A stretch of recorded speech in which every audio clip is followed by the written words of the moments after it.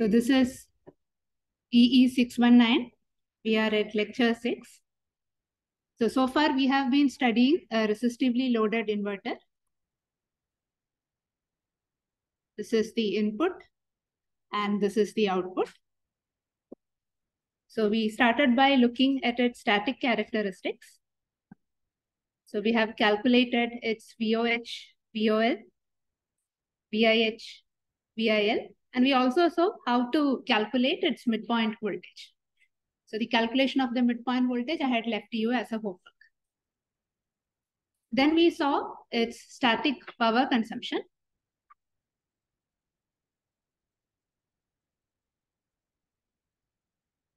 And we also looked at its load line plot to obtain the VTC characteristic. So again, we obtained the VTC characteristic by analyzing all these values as well as through the load line plot. Then we were starting to look at its dynamic characteristics. So we were going to look at delay. We saw the definition of TPLH, TPHL, TR, and TF. And once we finish delay in today's class, we will also look at its dynamic power consumption.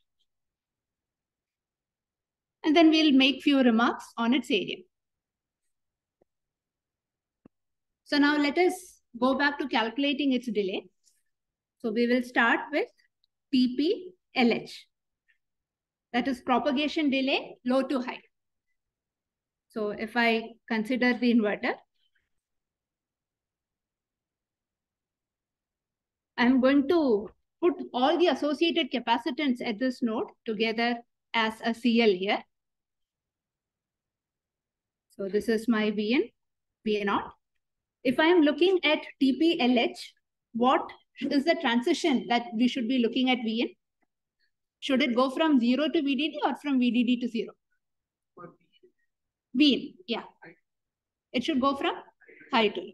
So we will apply a step input as shown here. So the assumption is our input is changing instantaneously, right?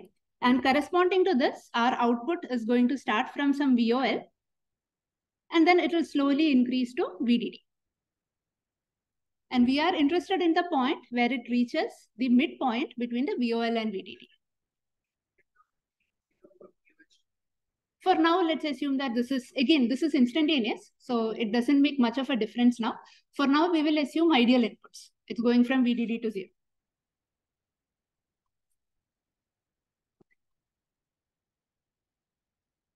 So now at t equal to 0 plus, my Vin is already at 0. How can I simplify this circuit? So the resistor remains as it is. What happens to the transistor? The transistor is in cutoff, right? Its gate is at 0, so the transistor is in cutoff. Therefore, there is nothing pulling the current down from here. And then I have a capacitance here. What is the time constant of this circuit? This is R into CL. So what would be my TPLH value? 0.69 into R into CL. Okay. So now let us calculate TPHL.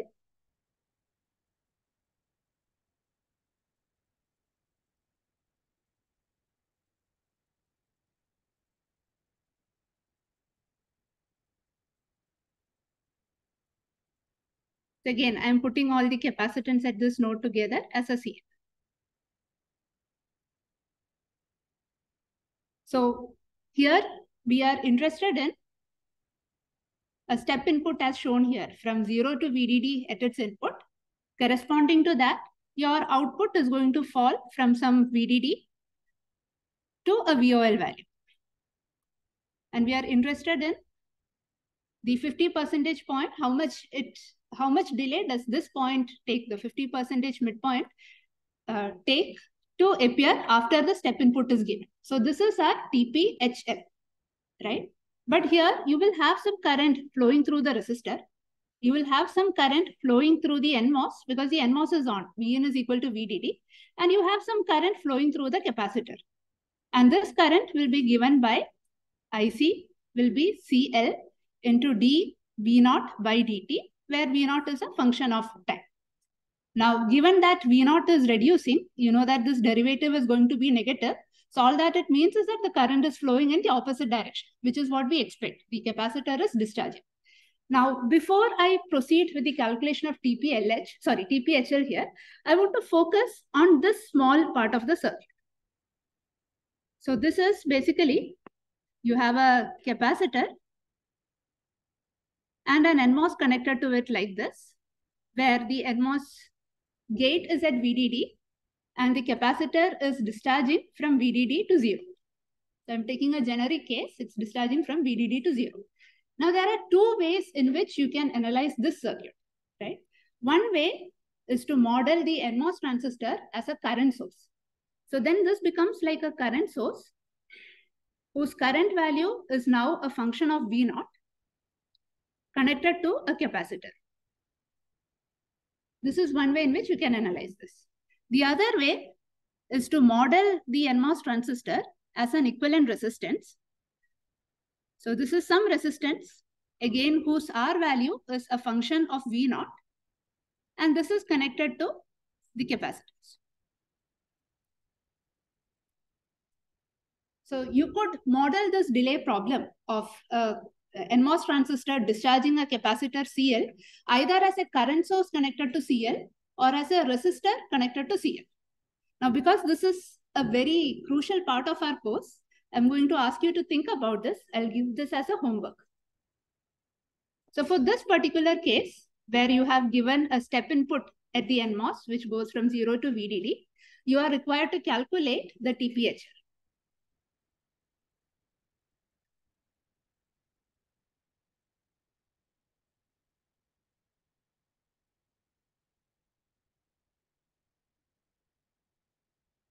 So you can experiment with which of these models you want to use and figure out which model you think will give you a better result, or if both of them are equally correct, etc. Right? So spend some time on this problem. Okay. So for now, in this particular case, I'm going to model this transistor as a resistor. So I'm going to simplify this circuit as R, another R, which is now a function of V0, and a capacitor CL.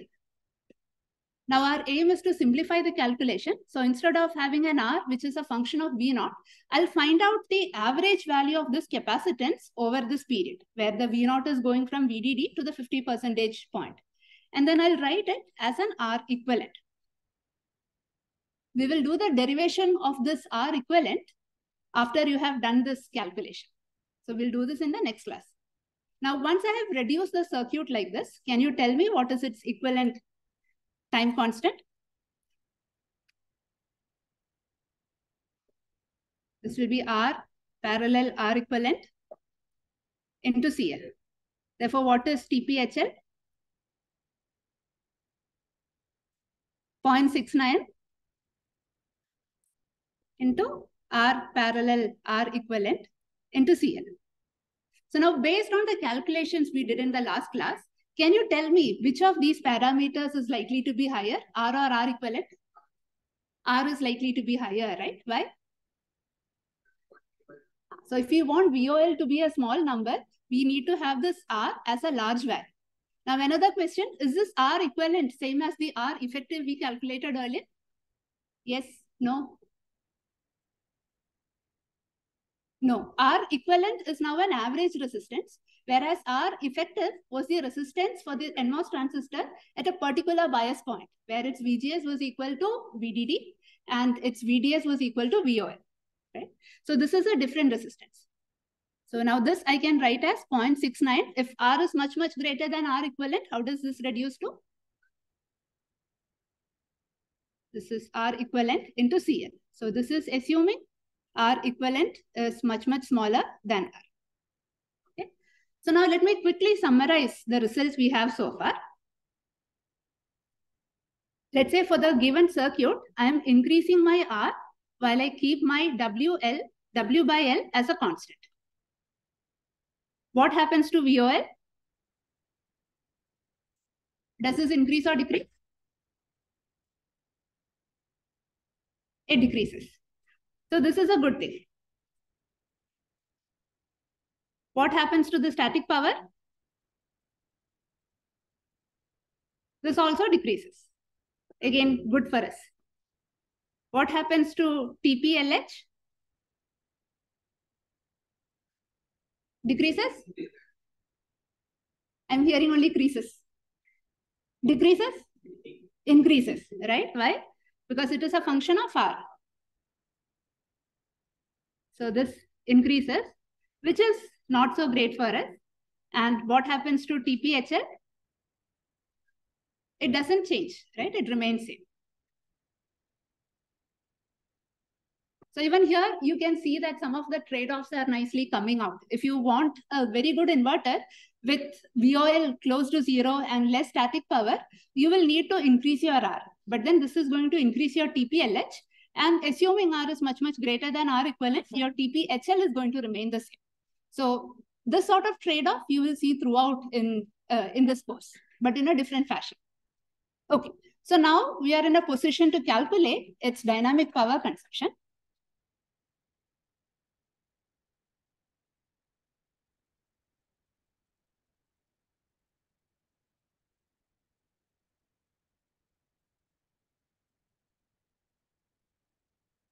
So by dynamic power consumption, we are talking about the power that is consumed anytime there is a switching transient. So for in this case, let's say we have the R.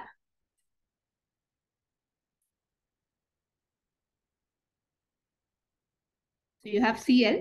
Let's say you have a signal going from VDD to ground.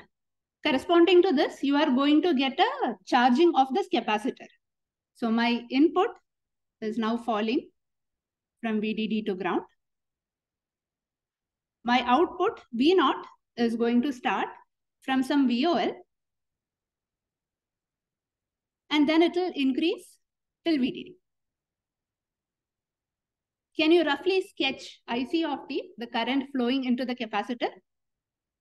How would this look like?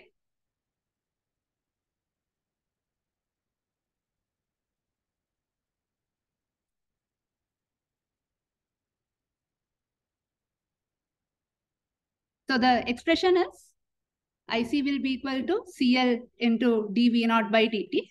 So corresponding to this, you'll get some spike like this. Okay. So let's say this is T equal to 0. And let's say the output completely settles by T equal to T. Now, to calculate the power consumption associated with the switching event, that is the power required to charge the capacitor from VOL to VDD, what should I do? So the power will be equal to, so we are talking about the power that has been consumed from the supply, VDD into IC of T. Now to show that this is a function of time, I'm going to write this as P of T. We are talking about the instantaneous power. Now we can calculate the energy associated with this. How can I calculate the energy? We have to integrate the power from 0 to T.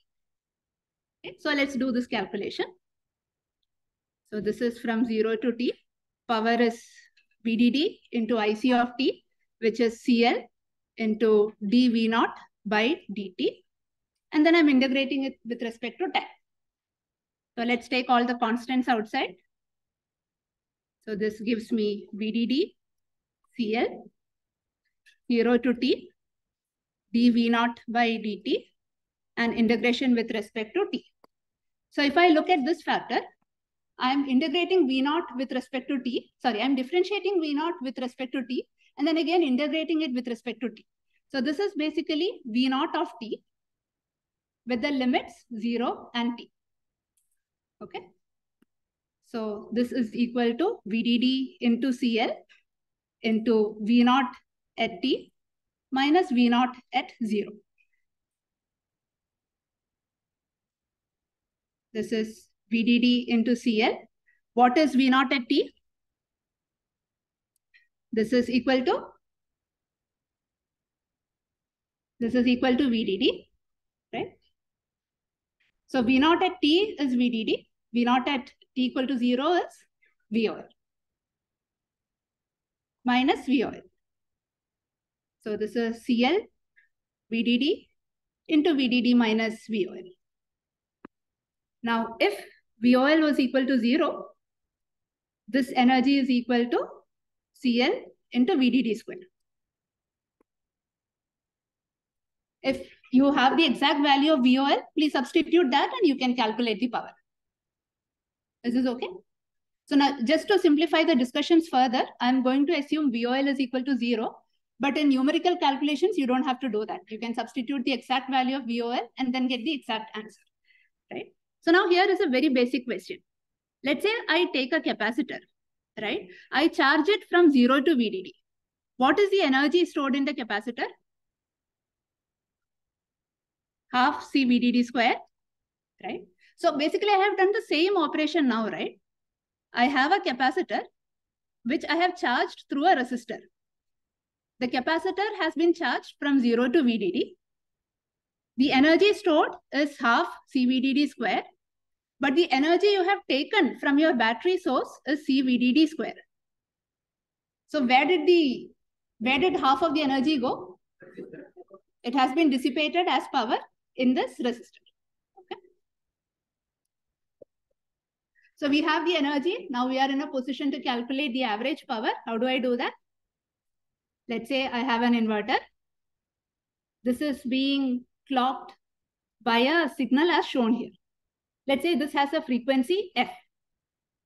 Now power is energy by time. So in this case, it is energy into frequency, right? Because every period you are consuming an energy given by E. Therefore, the average power will be equal to E into F. This is equal to CL VDD square into F. Okay. So now, if you consider a digital circuit, right, you will have multiple inverters inside. Maybe I1, I2, maybe there is an AND gate, NAND gate, etc. Now, the input clock, every digital circuit will have an input clock. Now, the input clock given to this system, let's say, has a frequency F, which means the maximum rate at which any of these logic gates can switch is F. But the actual rate at which they were switching could be smaller than F. It depends on how the clock is routed and what sort of circuit is there before these gates. Okay. So because of this, the actual power consumed could be lesser than CL VDD square F. And to capture this information, we use what is called as the activity factor. This activity factor basically tells us the rate at which a particular logic gate is switching. For example, if the activity factor is 1, it means that it is switching at the clock frequency F. What does it mean if the activity factor is 0? It is not switching at all, right? So basically, alpha into F is the rate at which a particular logic gate is switching. So now, how do I correct this equation? Yeah, instead of F, I have to write alpha into F. So I introduce the activity factor here. What is the unit of the activity factor? It doesn't have a unit. It is unitless. So now associated with each of these gates, you will have an activity factor, alpha 1, let's say this is alpha 2, this is alpha 3, etc. So now when you're actually implementing the digital circuit, you will have to first run a regular simulation and find out the rate at which these inputs are switching. And then you would use this information to calculate the power consumption of each of these logic gates. So you run a simulation, you dump the information about the switching activity into a file, and then you use this activity information along with the netlist and then recalculate the power. So now we are in a position to write the total power consumption of our inverter. So the total power consumption has a static component given by P static. We saw that this is equal to 0 when Vin was equal to 0. And when Vin equal to VDD, what is the value? Please look at your notes and tell me.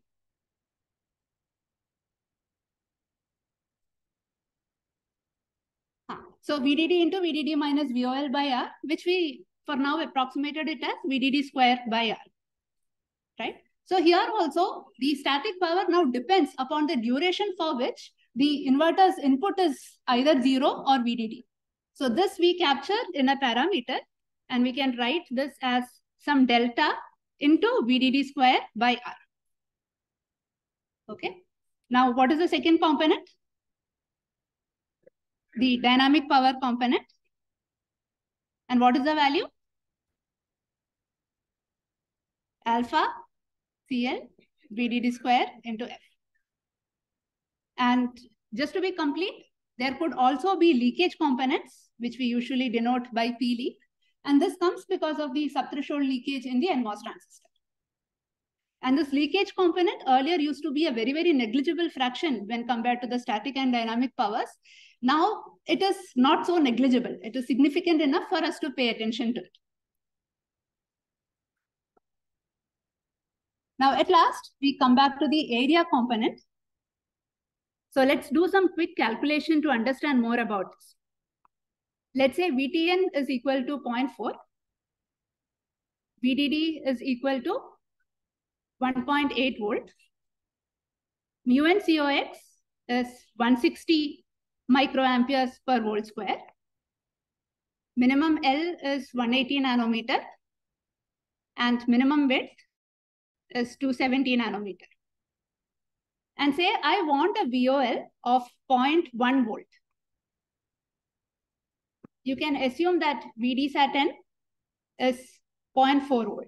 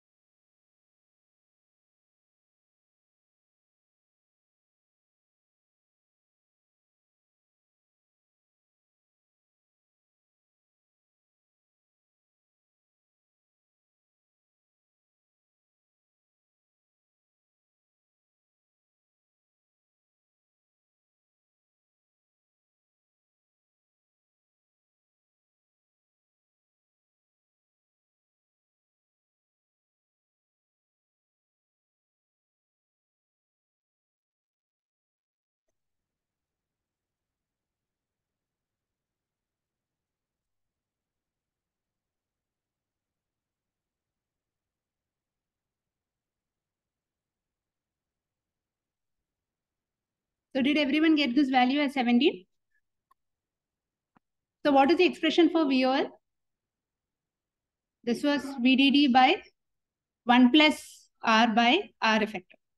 Now you can check that in this particular case, because VD sat n is 0.4 volt, 0.4 volt, and VDD is at 1.8 volt. So the condition for pinch off and velocity saturation will not be satisfied.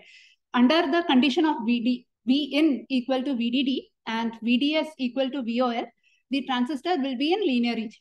Therefore, you can still apply this equation. So if you solve from here, you'll get R by R effective as 17. Now, can you calculate the value of R effective? So calculate this and then tell me what is the value of R. What is the value of R effective? 0.149. Can you recheck your calculation? You should get a value around 2.9 kilo ohms, which we will for now approximate as 3 kilo ohms.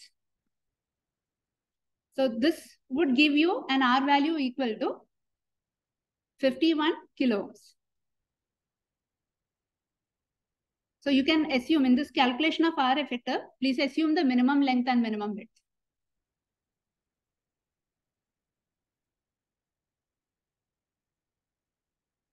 Okay. So now let me give you some intuition, some explanation about how this resistance R equal to 51 kilo ohm is going to be implemented. So this is going to get implemented in a poly layer, which is doped to give you a particular resistance value. So again, this will have a length. This will have a width. And of course, this will have a depth.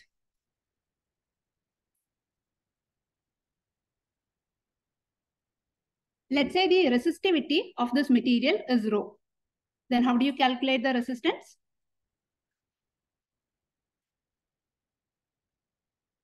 This is rho into L by area. What is the area? W into T. Okay. So clearly this resistivity is not under our control. It is determined by the foundry. Similarly, thickness of this material is also not under our control. It is not something that the designers can choose. It is determined by the foundry. Okay. So both the factors rho as well as T are not under our control.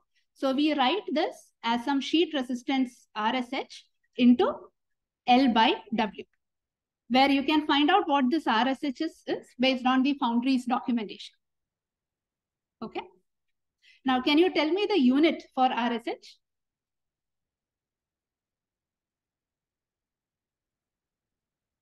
It should have the same unit as a resistor, right? So this is represented using ohm per square. So if you had a material with L equal to 1 and W equal to 1, RSH is same as the resistance of that block, right? So we represent it as ohm per square, where you actually draw a square symbol. Okay, so now the typical RSH that you can see in some of the process is around 250 ohms per square. Let's say the W min, that is the minimum width you can have for R, is equal to 1 micrometer. Let's assume that this is a constraint given to us by the foundry. Then can you calculate the length for the R such that you can get 51 kilo ohm?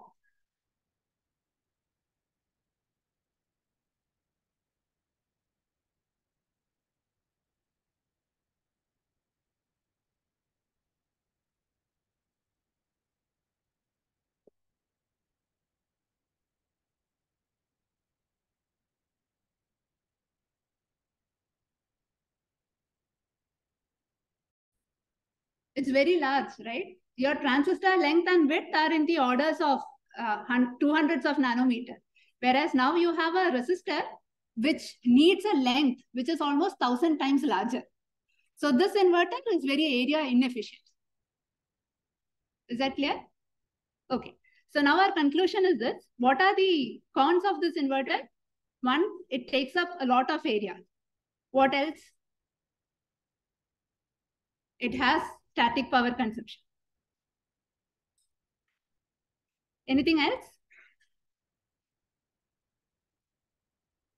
This also is a ratioed logic inverter, right? Which means there are additional constraints that you need to take care of to make sure that it actually acts like an inverter. To obtain a particular value of VOL, you need to solve more constraints to make sure that the VOL is a small value such that it is a reasonable inverter. So this being a ratioed logic is also a slight negative point for us designers. Okay, so now let me give you some more insights on this portion about the larger area, right? So the area is now very high because we want a large value of resistance. So if I take a resistor, so if I apply a potential V through it, we all know that a current I will flow through it. So if I'm plotting the current versus voltage waveform for a resistor, how would it look like? It will be a straight line. What is the slope?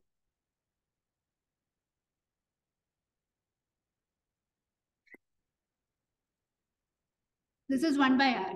So as I increase the resistor value, I want the slope to be smaller. Correct? So if we think about the resistor along these lines, then we can replace this resistor with an NMOS transistor. So if I plot the I versus V characteristic, the ID versus VDS characteristic of an NMOS transistor, in the saturation region, we know that the slope is very less, right? The slope is given by what? It is given by lambda, and the lambda value is typically very less. So now if I replace this resistor with an NMOS transistor, and I make sure that the region of operation of that NMOS transistor is only within this region, then I can get a very high valued resistance. Is this okay? So with this now I can replace the resistor with another transistor like this. So I do a diode connected transistor so that it is always in saturation. And then I can connect my input here and take the output here. So I will leave the calculation of VOH and VOL to you. It gets even more interesting because now you get to make educated guesses about the region of operation about two individual transistors. So the calculation is a little bit more involving and it's interesting because of that. Now, can you quickly tell me about its static power consumption? When Vin is equal to 0, what is the static power? Power is equal to 0. When Vin equal to VDD, what will be the static power? Is it 0 or a finite number? Right. This is non-zero, which means even this circuit has some static power consumption. Now, there was a point in our history wherein we had not yet figured out how to put both PMOS and NMOS onto the same substrate. That meant that we could implement logic gates either using NMOS only logic, where even the load is NMOS, or you put a resistor there. We had still not figured out how to put a PMOS as a load. Now, during those times, the static power consumption of the circuit began to limit the number of transistors, basically the number of logic gates that you can put on your circuit. For example, Intel 4004, it used only NMOS only logic and it had much significant static power consumption. And then the breakthrough came about in form of the CMOS technology, and we made the switch from NMOS only logic to CMOS only logic, and the static power reduced considerably. Right? So now we are going to learn about a CMOS inverter. So before we do that, let me give you one more numerical problem.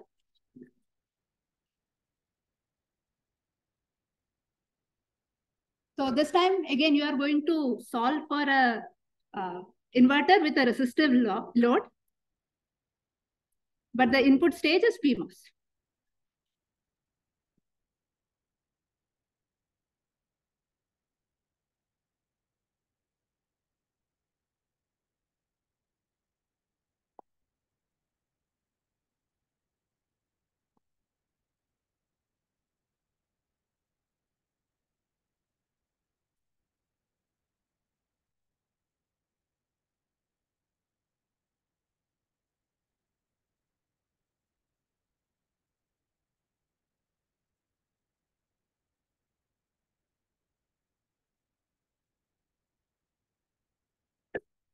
So you have to calculate both the VOL and VOH.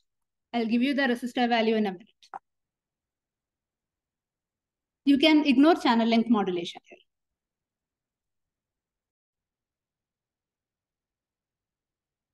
So we first have to identify the region of operation of the transistor. Now, because this is a PMOS transistor, we have to check three values to determine this. The first parameter is VSG minus mod VTP. The second parameter is mod VD sat P. And the third parameter is VSD. So can you tell me all three values? What is VSG minus mod VTP? So this one is VDD minus Vin minus mod VTP. So VDD is known. What is the value of Vin if you're calculating VOH? Vin is 0. Mod VTP value is known. So how much do you get? This is 1.5 volt. Now VD sat P is already given to you as 0.4 volt. And finally VSD. What would be VSD? VDD minus VOH, right? So it clearly, the minimum of these three clearly cannot be 1.5 volt.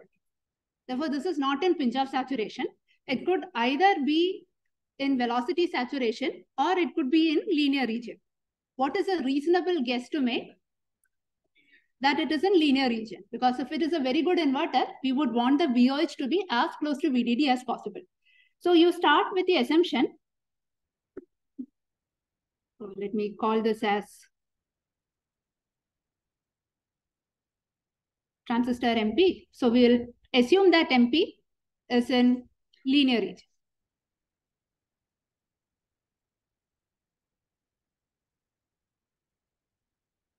And then you can equate the equations for it. So this is mu p COX W by L into VSG minus mod VTP into VSD. I am ignoring the minus VSD square by 2 term. Right? So this will be equal to V0 by R. So all the terms other than V0 is completely known to you. What do you get as V0?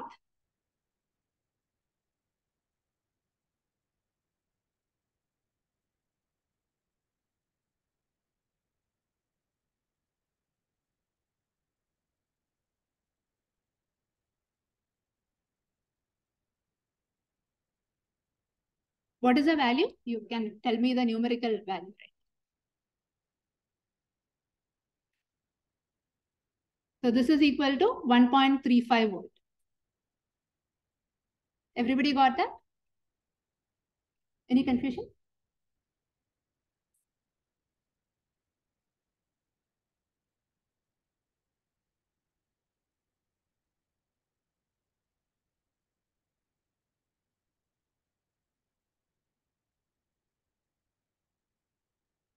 Any confusions in writing this equation?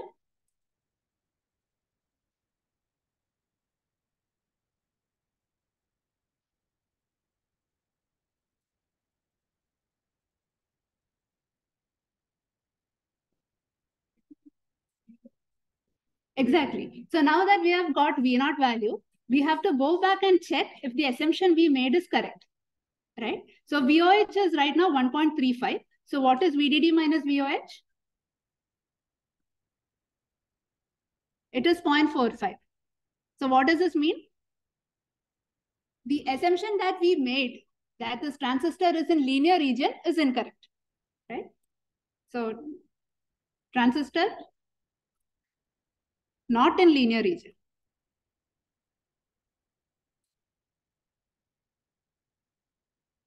So we again assume that the transistor is in, what is the next region? Velocity saturation.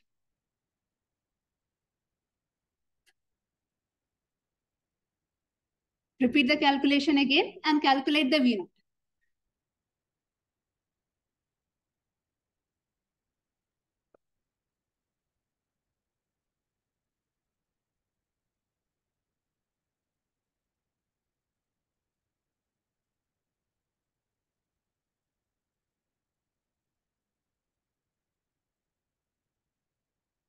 Please calculate and tell me.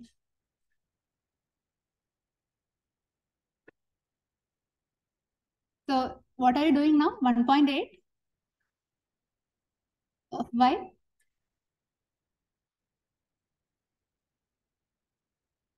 You need to know the value of VOH, right? Why would it be just a subtraction?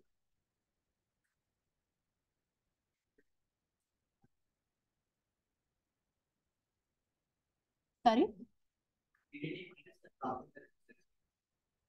VDD minus the drop in the resistance will give VOH. You can basically equate the currents through the resistor and the current through the transistor and solve for it. It is nearly 1.8. I would be surprised if you get that value. So what are the equations? One is V0 by R is equal to beta into mod VD sat P into VSG minus mod VTP minus mod VD sat P by 2. Solve for this and tell me what is V0. Now, the reason why I could tell you it is not close to 1.8 immediately is, if it was very close to 1.8, our original assumption that it is in linear region would have been correct.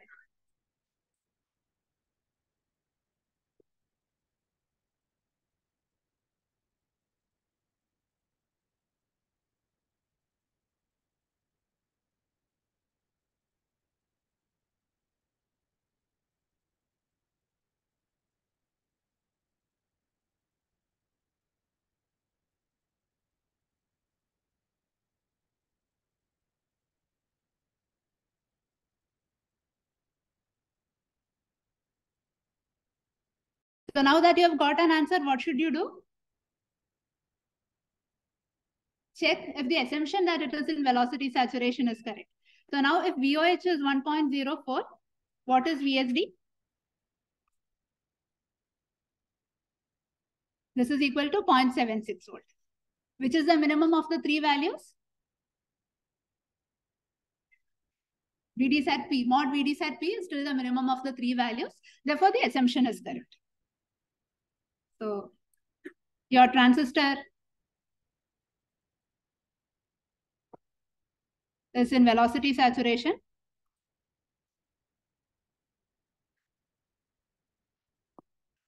And VOH is now equal to 1.04 volt. So don't blindly apply an equation just because we have derived it in the class.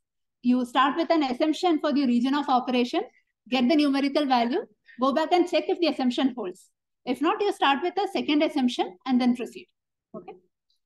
Is this method clear? Okay. So now we'll get to the CMOS inverter. So now in all of this, right, we are basically doing charging and discharging of capacitors. So if I take a inverter chain, and maybe this is driving multiple other inverters, we know that at all of these nodes, we have some capacitance associated.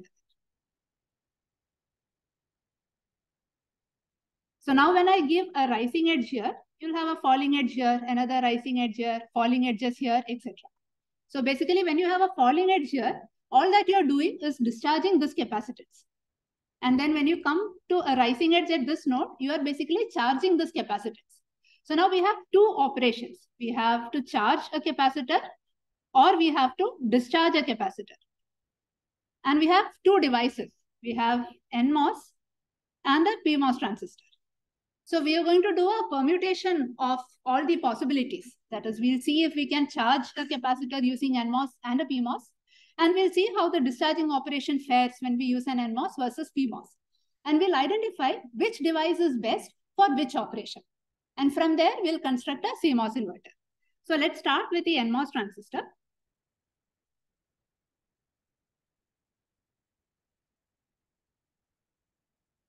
So let's say I'm discharging a capacitor using an NMOS transistor.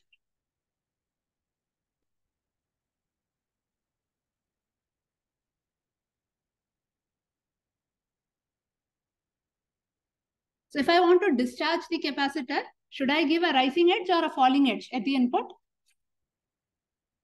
By rising edge,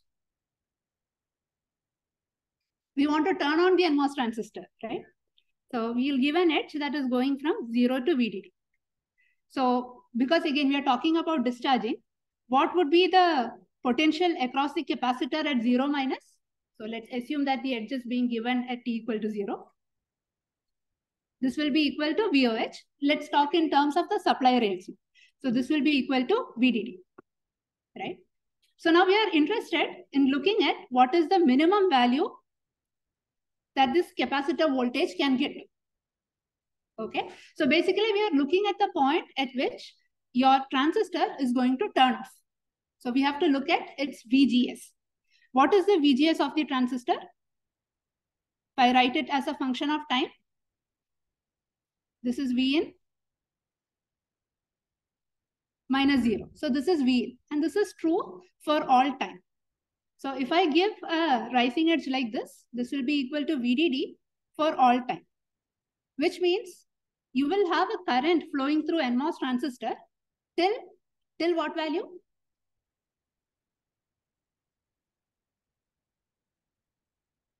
Till VD is equal to 0. Why does the current stop at VD is equal to 0? So why should the current stop? Right, because the expression for current in the linear region has VDS there, right? So it is VDS into something. So if VDS goes to 0, even if VGS is a large positive value, you cannot have a current, right? So this minimum value is equal to 0 volt. Okay, now let us do this charging operation.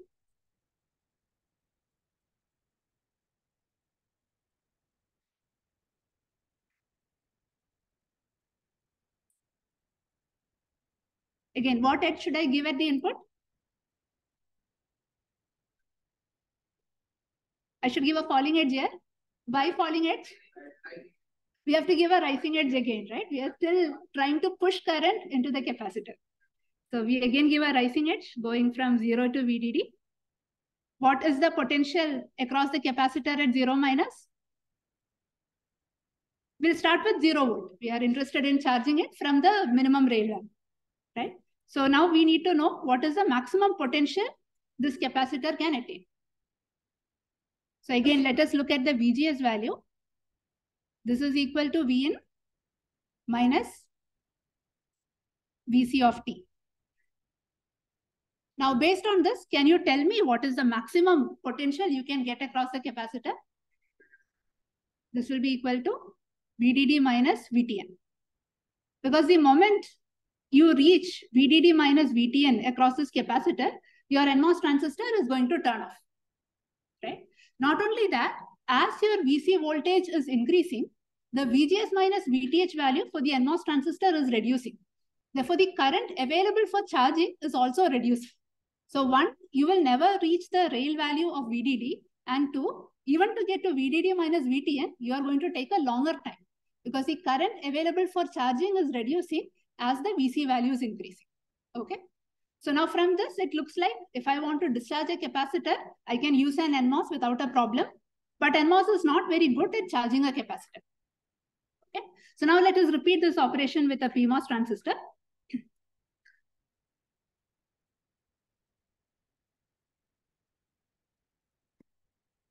Let's start with charging.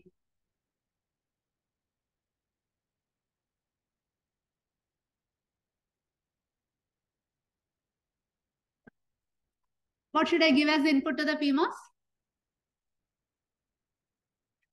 We have to give a falling edge.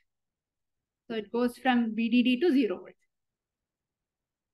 So we are talking about charging. Therefore, VC of 0 minus is equal to 0 volt.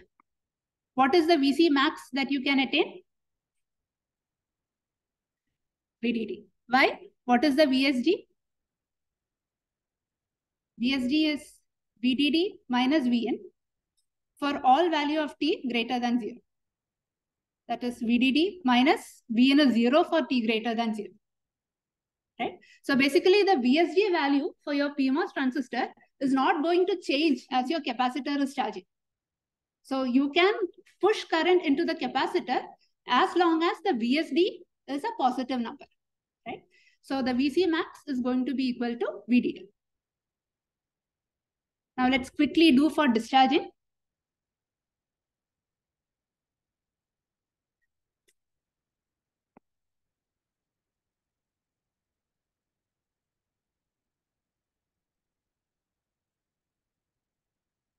How should Vn go? Rising edge or falling edge? Falling edge. VC of 0 minus is now equal to VDD. Can you tell me the minimum value? Again, look at the VSG. And then tell me what is the minimum value you can get across this capacitor during discharge.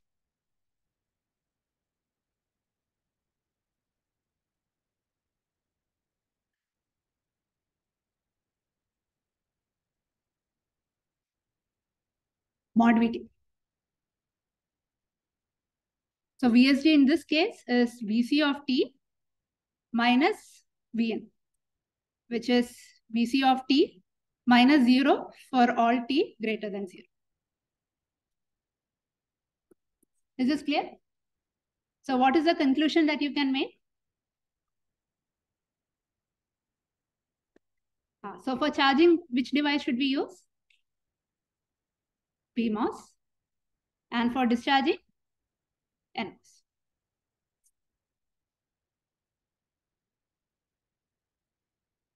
Okay. So now we have a capacitor. We said that for discharging this, we need to use an NMOS. For charging this, we have to use a PMOS. Right? Now, should I write Vin or Vin bar here? Our aim is to construct a CMOS inverter. When input is high, we want to discharge, right? So this should be Vn. What about here? When input is low, we want to charge, right? Therefore, this also should be VL. So now I can connect both of these together. And here you have your CMOS inverter. This is V in, this is your V out.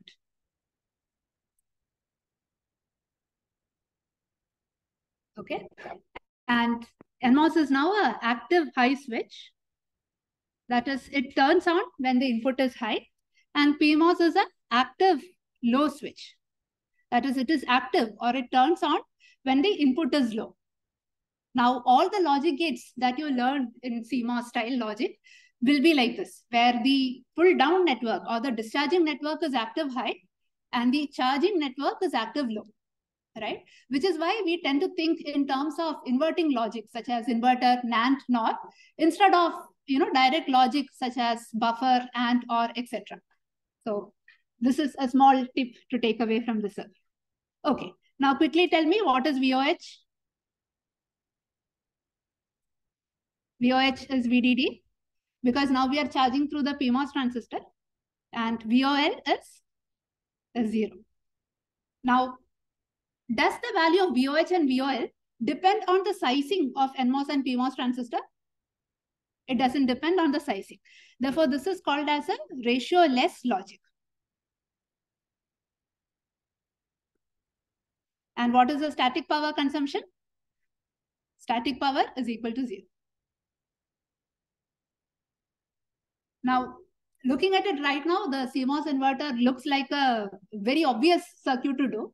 But like I said, there was a point in the history of our circuit design when static power consumption of NMOS only logic circuits were limiting the number of transistors we could put into the circuits.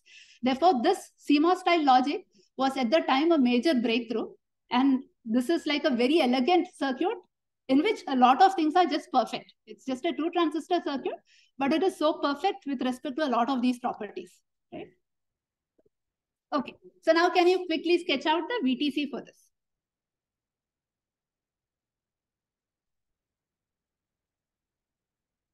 We can do this a little intuitively instead of using with numerical values.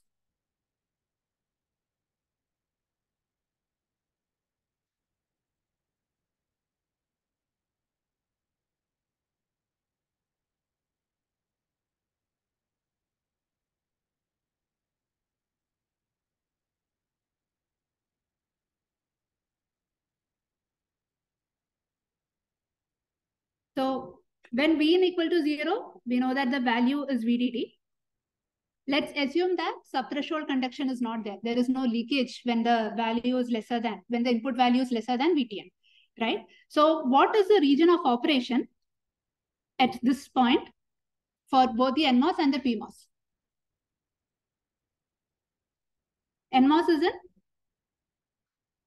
cutoff region, PMOS is in linear region. Is that clear? Why? Because the VSD is equal to 0. This is VDD. V0 is also equal to VDD. VSD is 0. So that will be the minimum value. PMOS is also in linear region. Now, till the value VTN, what is the output? It will remain at VDD. Now, as you cross VTN, as your input increases above VTN, your NMOS is going to turn on. In which region will it turn on? It will turn on in saturation region. Whether it is velocity saturation or pinch off saturation, we'll worry about it later, right? So now from here, this is going to, NMOS will be in saturation region. PMOS is still in linear region. As you keep increasing your input voltage, what happens? Which of these regions will change? PMOS will enter into saturation region. So then you will have a small region here where both NMOS as well as PMOS are in the saturation region. Then what happens? NMOS will enter into linear region.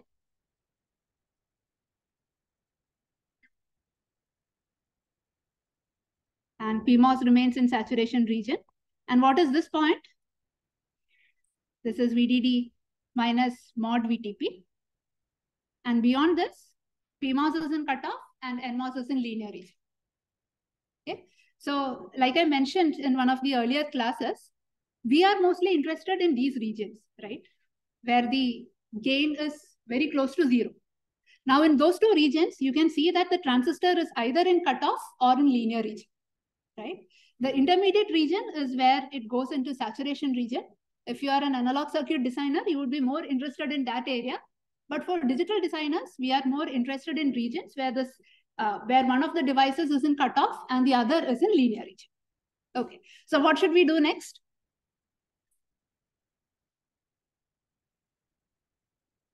You can do the calculation for VIH and VIL, but we can also derive this VTC using the load line plot, right? So this I'll give you as a homework and we can wrap up the class here. So derive VTC of CMOS inverter using the load line plot. And we'll start the next class from this result onwards. All right, thank you.